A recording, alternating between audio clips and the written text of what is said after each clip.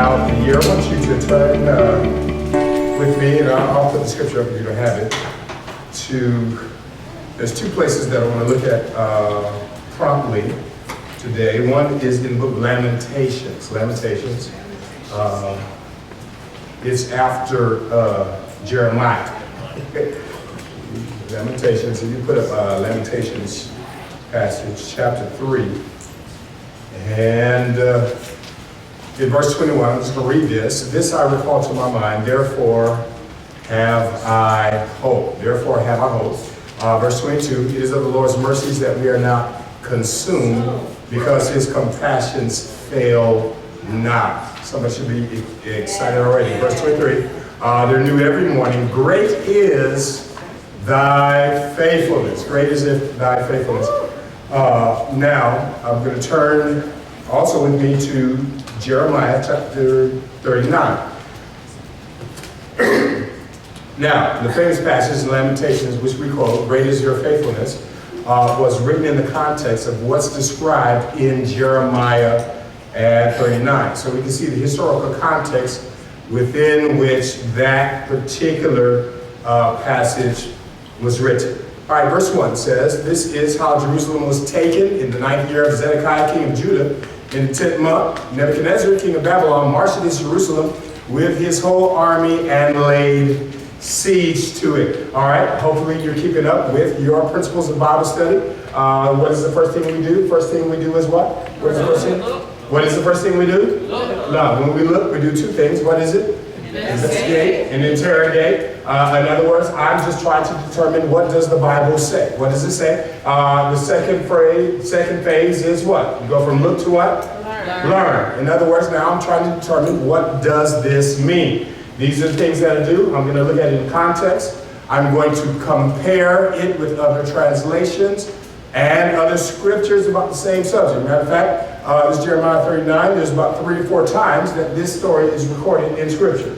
All right, then I'm going to construct. What are the nouns, what are the verbs, what are the action words, things like that. And then I'm going to consult my resources and commentaries and things like that. So I'm going to look, I'm going to learn, and what's the last thing we have to do? The whole point of studying the Word of God is for it to have an impact on your life. And so the questions that I'm going to ask myself is, what does this teach? Where in my life does this touch? What is the task?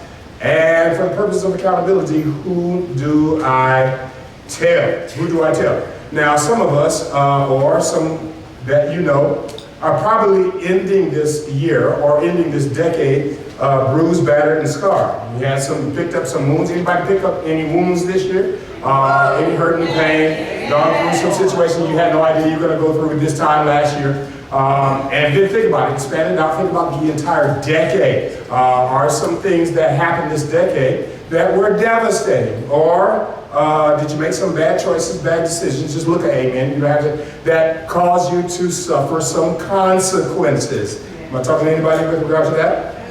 Well, now, the idea or the concept we're going to talk about here is how not to carry the residue of the last 10 years into the next 10 years. There are some things that you have incurred, that you've picked up, that you have gone through in this year that does not need to be carried into the next year. In other words, I have to decide that I'm going to lay some things down right now so that I don't go into a new year with all of my old issues. I wish somebody was listening to me. All right. Go back to verse 1. Go back to verse 1, Brother William. Now, let's do some Bible study here. I want you to engage with me. Now, when we investigate, what do we look for? What do we look for?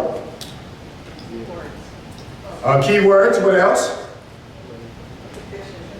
Repetition. Repetitions. What else? Start with P. People, places, things. All right. Help me interpret. Help me to observe this. What are some of the people that you see here? What do you see? What do you see? You see some people in this verse? Come on, shout out to me. Let's go. Zedekiah. Judah. Yes. 10th month. Yes. Go ahead. Nebuchadnezzar. And the king of Babylon. All right, king of Babylon. Significant things. Key terms. You see the key terms in this verse. What do you see? Was taken. All right, was taken. What else? In the 9th Okay, 9th year. That's gonna, Jerusalem. Very nice. City peace. Jerusalem. Army. All right. So now, what is the context here? Do you remember when David became king of Israel and they started having kings? And after Solomon, those kings started turning away from God. Y'all know the story? And so he said, prophet after prophet, he said, turn to me, turn to me, turn to me, or else you're going to be carried away captive. This is now the time that God says, I'm going to allow king of Babylon to come in and capture you. Now, he actually came in 3 phases. Now, they came and they were running the land before the complete conquest took place. All right, everybody say Zedekiah. Y'all see Zedekiah?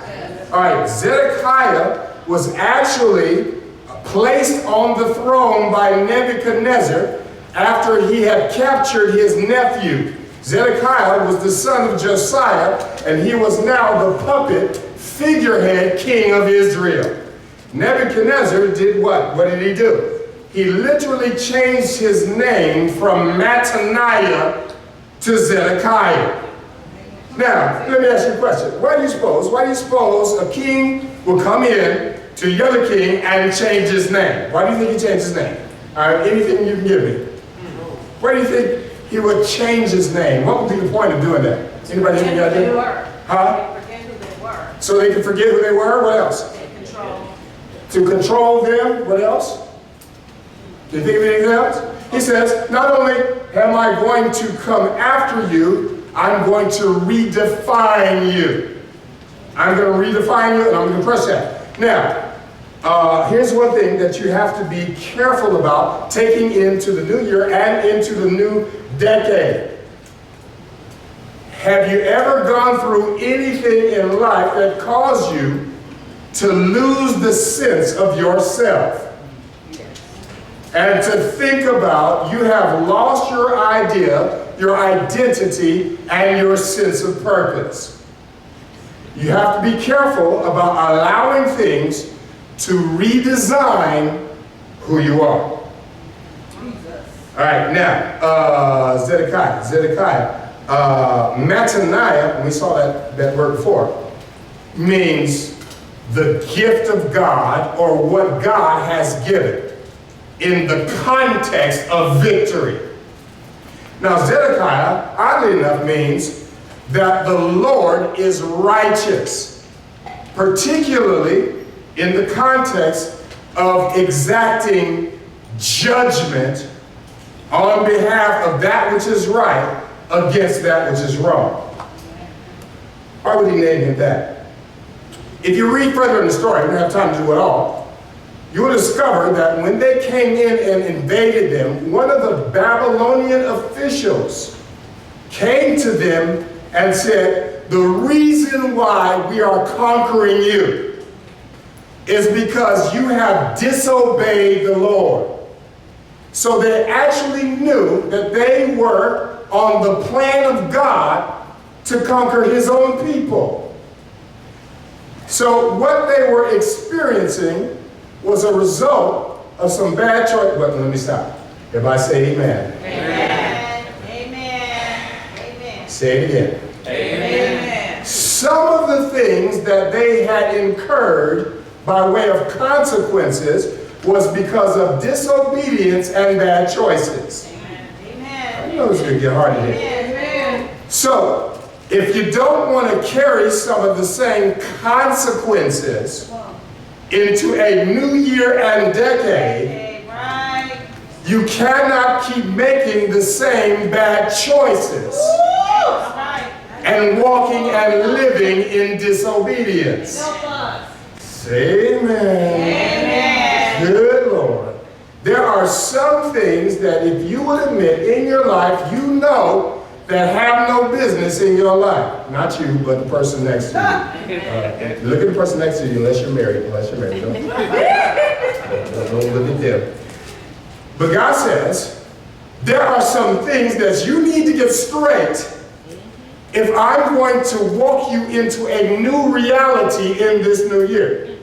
Because if you don't get those straight, what you're going to do is you're going to take all of the stuff of old year and bring it into the new year, and there won't be any change in your life. Amen. So it was, what else can we gain from this? Look what it says. Look, what happened? What happened? Ninth year, ninth month. Two things that Nebuchadnezzar did in verse 1. What are they? You see it? Two things. What are they? Give it to me. Look for the verbal words. Look for the verbal words. What? March. They came in and marched against them with an army. And did what? Lay siege. Real quickly, how many of you know that there is a war going on? Woo! Yes. Yes. There is a war going on in your life. Nobody is playing patty cake with you. It is not who you think, but there is a spiritual war that is designed to keep you from what God has called you to do. That's right. Come on. He says he marched against them, not with an army, with his whole army. Which means what the enemy will do is utilize every resource that he has just to stop you. Say that. Say it. He doesn't come at you with one or two things because you're one person. He says, I'm going to bring the entire arsenal Yes. to shut you down. Yes. Which means that's how important your call is to the world and to God. And the problem is most of us don't understand how important we are. That's right. Come on. God has a purpose and a design and a function for you that is critical to the kingdom of God, which is why the enemy uses all of his resources Come on, Pastor. to stop you. Try to stop. He says he took his whole army, and what did he do? What did he do with his army? Lay siege. Lay siege. Lay siege. Key word. So now we have to understand, what does he mean by laying siege? Any military sensitive people can help me? What does it mean to lay siege? Lay siege. You have to think about strategically wars in antiquity. Old Testament war. All right. How did they protect the city? How did they protect the city? Walls. By walls. By walls. And so you built a city, and you know there were going to be invaders. So you would build a barrier or a wall. You would build an impenetrable wall. And then that's why everything happened on the wall. Economy happened on the wall. Red light district was on the wall. Everything was on the wall. Travel lodges was on the wall. So the wall protected the city. And in the scripture, it symbolized the strength and the power of a city. And so what they would do was to lay siege. Now that word literally means that they would come up, they would surround the wall, and they would camp right there. Woo, Jesus. Now why? Now you're a military general, and you say, I'm going to surround this wall. Why would you surround the wall? What would be the military function in surrounding and encamping around the wall? What do you think? No supplies, no. Cut off supplies, what else? People could come up. No escape, Visual presence. and intimidate. Boy, y'all, give yourself those are my 3 points right there. Yeah. Praise the Lord. Watch this strategy. It says, what I want to do is to, number one, intimidate you. Because they would encamp around with the whole army, and they would start talking noise and junk. Talking about, here we are, y'all see us, we're going to take you down, to strike fear in the hearts of the people on the inside of the city. It's intimidation. Number two, they wanted to make sure nobody could come in or get out. It says, we have cut off your escape route. Y'all walking with me? All right, intimidation, no escape. And then what was the third thing? And the third thing is, I want to cut off your supply. Yes. So I don't even have to lift an arrow. I'm going to starve you to death. Come on and teach. Here is, listen, what the enemy does in our lives. Yes. Yes. Come on. He doesn't always have to have a frontal attack. That's right. All he has to do is surround you with people, things, and influences, circumstances, and situations, health problems, economic problems, emotional problems, Come on. job problems, Team. people problems, Yes. pain problems, Yes. just to intimidate you. Yes. Yes. He's trying to convince you Yes. that you do not have the power to overcome him. Come on. You teach it. Because if I know I don't have the power, I'm going to quit.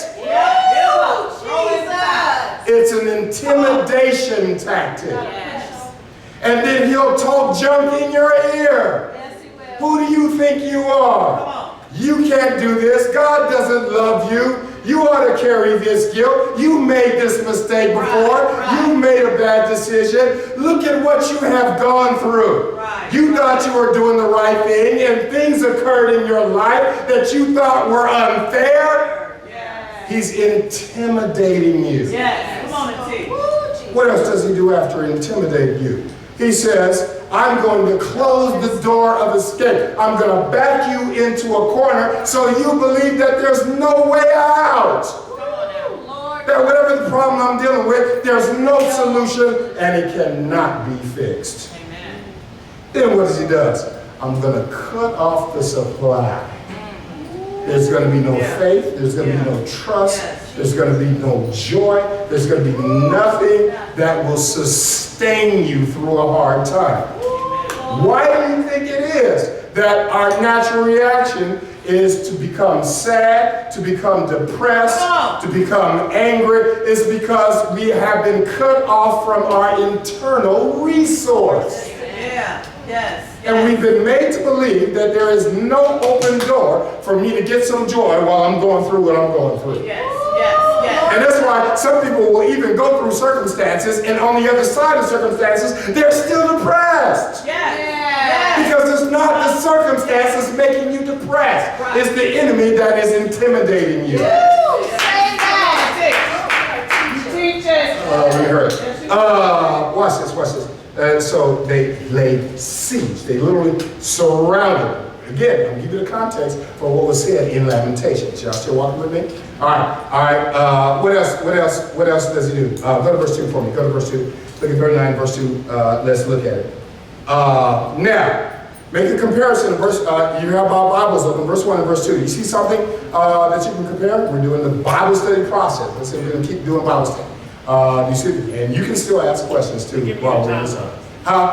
There you go. Timeline. All right, look at verse 1. What does it say in verse 1 with regard to timeline? Go back real quick. 10th month. In the ninth year of the what? 10th month. All right, look at verse 2. 11th year of the what month? How long were they laying siege? Now, this depends on which of their calendars that you use. Right? I knew you were going to come at me, Brother Richmond. There was an ecclesiastical calendar and there was a civil calendar. We're not so sure which one, but what we can suggest that it was somewhere between the two calendars, between a year and a half to a little over 2 years. So it's one verse to the next for us. We think it happened immediately. No. They were intimidating and cutting off supply for literally 2 years. Oh, Jesus. They were making them wait in fearful anticipation of the inevitable fact that they were going to be taken down. They could have taken them down on day 1. But they said, no, I want you to stew in your fear for 2 whole years. Jesus. Y'all see that? Yes, yes. What do we not want to carry in the next one? You cannot, listen, be discouraged by the length of your problem. Just because God did not deliver you in 2 or 3 days, you cannot be discouraged by that. You cannot give up. God does not operate on our timing scale. And sometimes what the enemy will do without attacking, he'll just make you go on the threshold of attack year after year. I've been waiting for this to happen, it's not happening. I've been praying for this to turn around, it's not turning around. Because what he will do is completely discourage you in your heart and make you believe that God has forgotten you. Wow. 2 years, they were laying siege to that city. I wish I had time. I don't have time to get into detail because the first one it talks about the year and the month. You know, the year goes by whoever the king, and the king was Zedekiah, who's the puppet king. And then in verse 2, it talks about the year and the month and the day. But no, I'm not talking about that. We're going to do that later. Don't be discouraged. Watch this. Watch this. Now, let me do this just illustratively for you students of history and culture. If you look at verse 1, it says it started in what year did it start? Ninth year in the 10th month. If we use one particular calendar, that's the month of Tebet. That's the month of Tebet if we use what most people think that it was. It's the month of Tebet. Now look at the other one, and what does it say about the other one? It was the 11th year, which one? The 4th month and the 9th day. In the 4th month, in the 4th month. All right, so now Tebet means goodness. Tebet means goodness. And so now the other month is a couple of months away from Shabbat. Why do I bring that up? The very first month in the calendar is Nisan. Nisan. Nisan was the time of the Passover, and that's why they said it as the very first month. It is their New Year. Yes. Nisan is the time of mercy because it means mercy. And so Nisan was when the Passover blood was shed, and it was the same time that Jesus died. Yes. But now, what's going on here? They're in the midst of an attack on their way to Shabbat. And Shabbat was important to them, which was a couple of months later, because Shabbat was the time y'all listening? Yes. Was the time at which Moses, in Deuteronomy, took the law and read it to the new generation before they went into the promised land. Yes. Let's see if we can illustratively connect this together. Yes. The invasion was happening in the wake of the coming of Shabbat. Shabbat was a time of purification and preparation to go into a new experience. Okay, let me see if I can break it down some more. What was going on in Deuteronomy? During Shabbat, you had the new generation. The old generation had died out. They were getting ready to go in the land.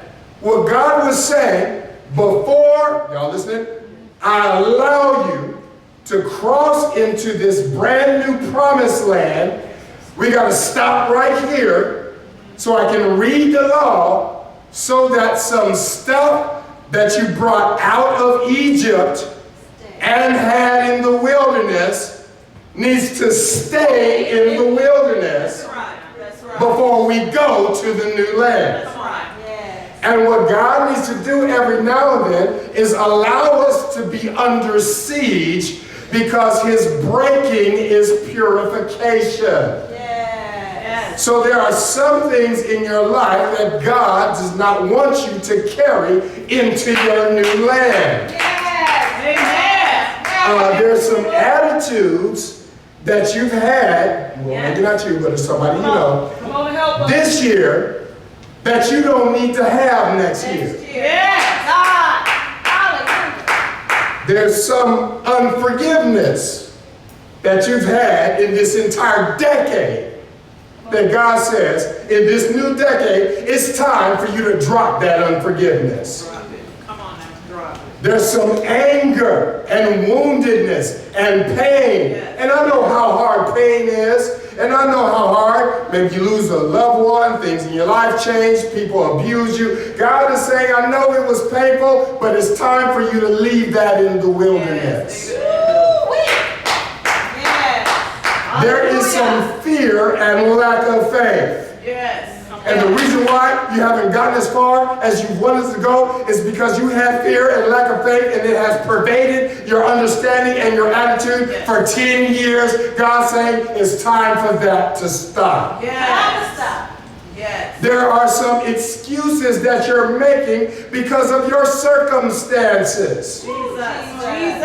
I don't have no money. I don't have the right kind of job. I'm battling with this sickness. You hear it in my voice. It's been about 3-4 weeks. I'm still battling with this thing. Whatever it is, you have been using this as a crutch and an excuse. And sometimes God says, I'm not going to get rid of that before I bring you into something new. So you gotta leave it. You gotta leave it in the wilderness because it's time to move on.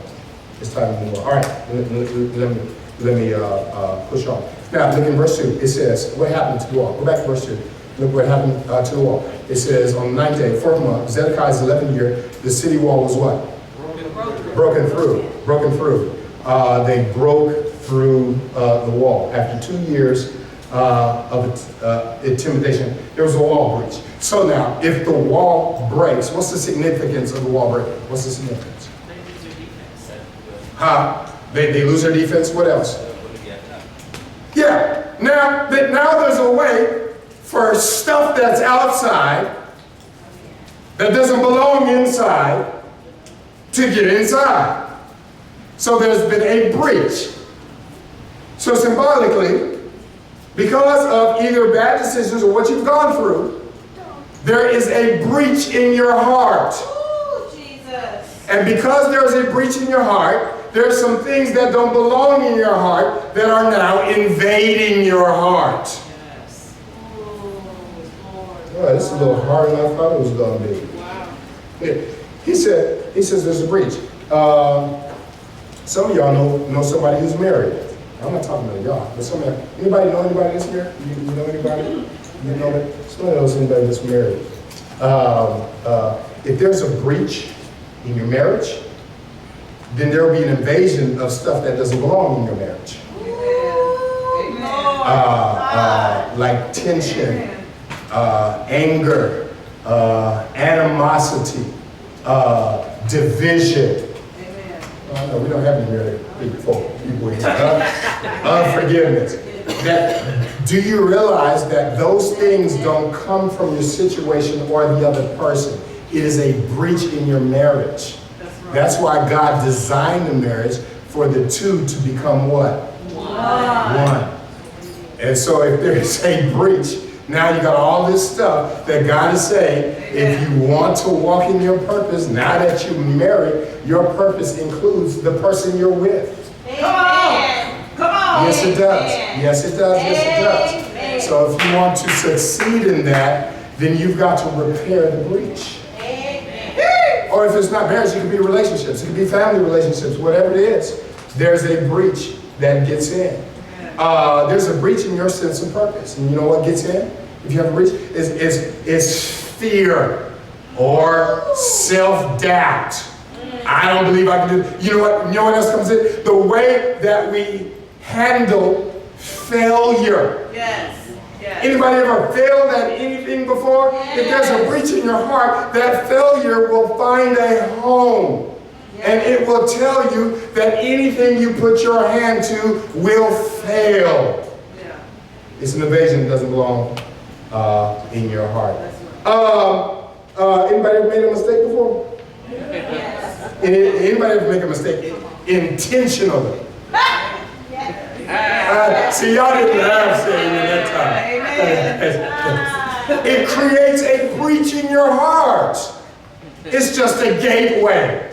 So it allows guilt to come in, and nothing in your life can shut you down more than you walking around in the guilt of the stuff you know you did. That's right. That's right. It'll shut you down. Because what it will do, it will destroy your sense of God work. You have to say self-work. It will destroy your sense of God work, and you'll say, I'm not worthy, Lord, because you know what some people know half of what I do, but you know everything. Amen. And if you didn't do it, you fought it. You got to leave some things in this. All right, let me go ahead. Now, what's that? Verse 2. I don't think I put 3 on there. Skip to verse 4. I think next one should be verse 4. Verse 4. All right. Zedekiah got his name changed, king of Judah. All the soldiers saw them. Now they had a fighting force. They saw the breach. They saw the enemy coming in. What did they do? What was their first reaction? What was their now, who was it? Who were the people? Who was it? Who saw them? Who saw them?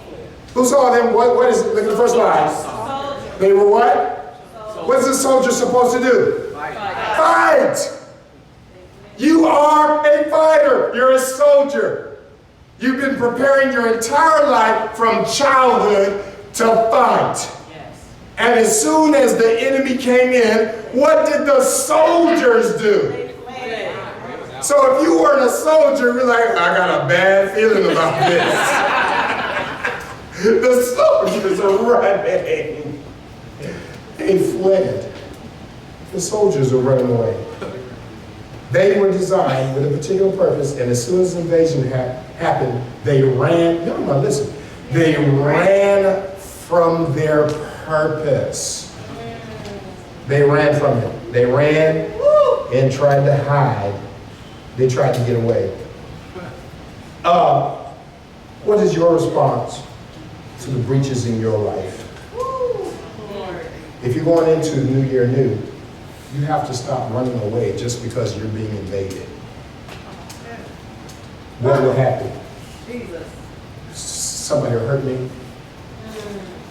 I'll do something wrong. Something will happen to me.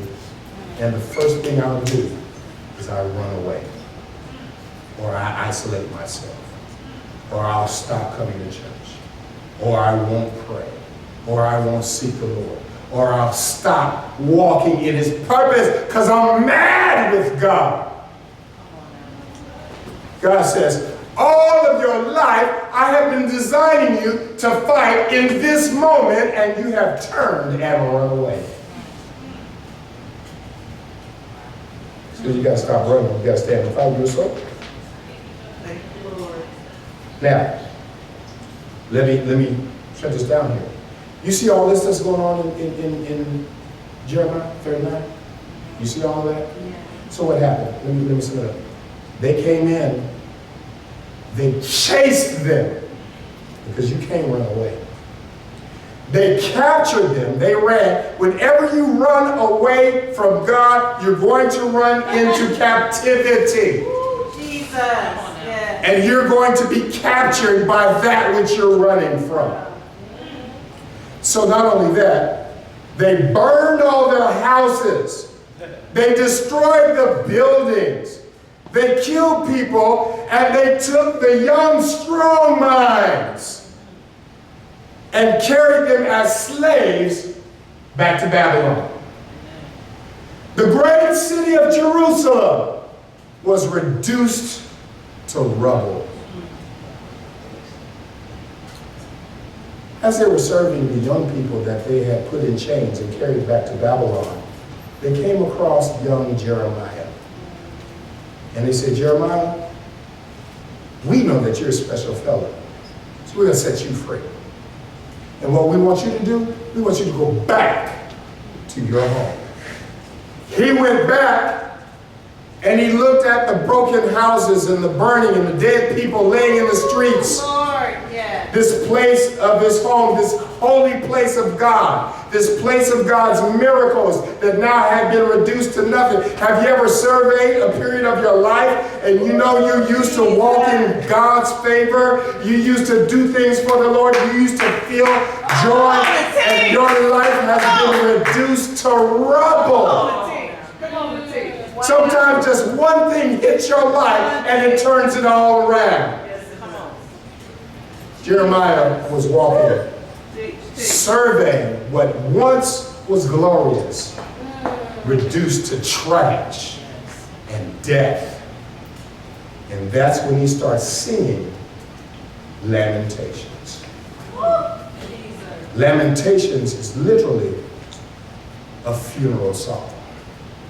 How has the gold become dim? How have these majestic buildings been destroyed? Where is the grace of God? Have you ever prayed that? Have you ever asked that in your life? How did I get here? But to sum this up, while he's doing all of that, Check out chapter 3 of Lamentations and verse 21. They have been overcome, they've been invaded, they have been burned, they've been captured, people have been killed. The whole city has been reduced to rubble. It's a testimony that they believe that God had let them go. He's walking, he's singing this funeral dirge, and by the time he gets to chapter 3, verse 21 of his song, he says, "This I recall to my mind. Therefore I have hope." A couple of things that I'm done. What kind of word is this? Function word, fun word. When we talk about fun words, this is demonstrative. It's actually pointing in two directions. He says, this is what causes me to remember. What causes you to remember, Jeremiah? You know, you got to ask good questions. Look at verse 19. I don't know if I have it up there. In verse 19, he says, my soul is bowed down. So it's literally his bowed down soul that causes him to begin to remember. What am I saying? It is in the point of your biggest brokenness, that is the point that you have to remember the grace of God. Yes. When you are broken the most, when you are hopeless, when nobody has your back, when you don't have any resources, he says this right here. I am thinking about my brokenness, and my own brokenness causes me to remember. So I'm going to have some hope, even though we have been thoroughly devastated. Look at the next verse. What am I going to have hope for? Verse 22. It is the Lord's mercies that we are not consumed. Do y'all see that? Yes. I don't know about y'all. That was exciting to me. He said, it's because of your mercies that I have hope. Mercy, or chesed. In other words, God has mercy that is non-contingent on your bad decisions. Ooh, Jesus. Even in the face of his own consequences, he still has mercy, and his mercy is for you. He says, it's those mercies that we are not what? Say it again. Consumed. Say it again. Consumed. Consumed. That's the word that literally means complete or finished. It is used to describe the completion of a written document. In other words, the last word has not been written on your life. He says, even though I see all of this going on, even though that I've gone through what I've gone through, even though I experienced these things, the story of my life is not over. God is still writing. You have to come to the point where you cannot be so concerned about the changing of your circumstances, but the changing of your heart and your attitude. He says, God has not finished my story. All right? Why? Because his compassions fail not. In the next verse, he says, as a matter of fact, they're what? They're new every morning. I have so much more there. I'm going to stop here. But I was watching television. You know, I actually had a chance to watch TV for a couple of days. There's this series. There's a series that's on the Smithsonian Channel. On the Smithsonian Channel. Anybody familiar with Smithsonian Channel? They're doing a history. It's called America in Color. American Color. So what they've taken a lot of home movies from people going all the way back to like the late 1800s and 1900s, and they're chronicling history. And every now and then, Karen, they show some real history. I was surprised about that. And they show some African Americans and some of the issues that we go through. This one particular episode, they were talking about the very first Indianapolis 500. Indianapolis 500, any race fans? Indianapolis 500. The very first Indianapolis 500, Elijah, it happened in 1911. The very first Indianapolis 500.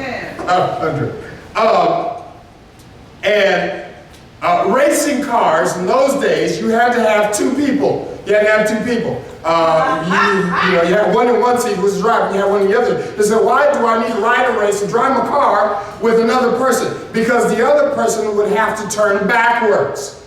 So you were going forward, but the person in the seat next to you would look back to tell you what was behind you.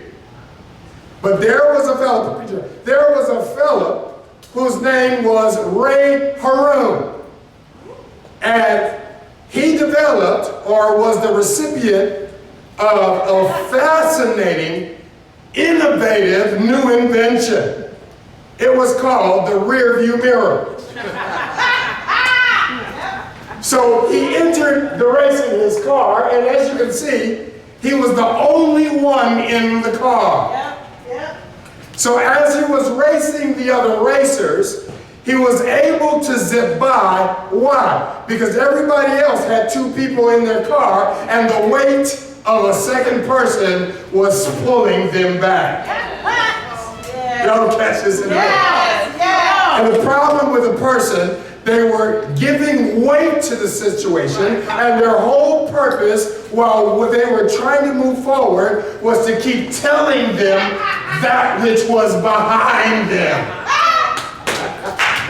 And Ray Haroon crossed the finish line as the first person to win the Indy 500 because he was not slowed down by somebody in his car telling him what was behind. God is saying that there are some things, people, issues, and circumstances that you got to get out of your car because they're weighing you down. The only thing they're doing is telling you what you did yesterday, telling you what you did last month. I remember when you did this. I'm talking about, aren't you the one that went through that sickness? Aren't you the one that went bankrupt? Aren't you the one that lost your job? You ain't gonna get another job because you're gonna lose it again. They're just telling you what's behind. I said it's time for you to drive forward and start listening to your circumstances, to your people, to your naysayers, even as the pains in your body are talking to you, reminding you of what it was that caused the pain, making you afraid to try again. Jesus. Said, you got to get out my car because I got a finish line that I need to cross.